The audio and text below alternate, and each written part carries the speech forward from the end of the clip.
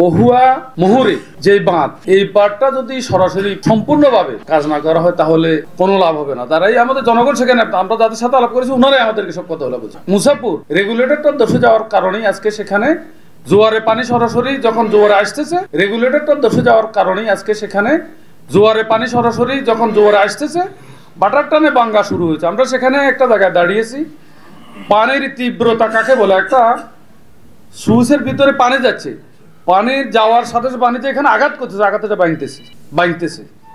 তো আমরা দেখেছি জোয়ারে যখন আসে আঘাত করে বাটির টানে বাঙ্গি সেটা নিয়ে চলে যায়।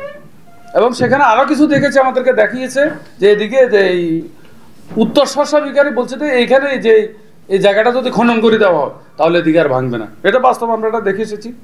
আমরা সেখানে দেখেছি বগাতানা ইউনিয়নের কিছু অংশটা অত্যন্ত রিস্ক আছে, বাড়িঘরগুলো অনতিবিলম্বে নদীগর্ভে বিলীন হয়ে যাবে। তো এগুলো আসলে এটা সমাধান করতে হলে মুসাফপুর রেগুলেটর পুনর্নির্মাণ করতে হবে, এটা অতীব জরুরি।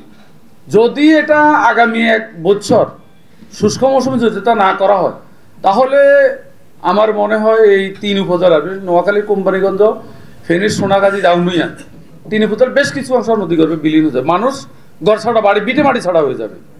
তাই আমরা এগুলোর ব্যাপারে আমরা সরকারের উচ্চ পর্যায়ে দৃষ্টি আকর্ষণ করবো এবং সরকারের উচ্চ পর্যায়ে আমরা দাবি দাবা তুলে ধরবো। আমরা ইতিমধ্যে জেনেছি ইপিজেডে, মিরসরাই যে ইপিজেডে 900 একর জায়গা ভারতকে দেওয়া হয়েছিল, সেই 900 একর জায়গা ক্যান্টনমেন্টের জন্য সেনাবাহিনীকে হস্তান্তর করা হয়েছে, এটা আমরা ইতিমধ্যে জেনেছি।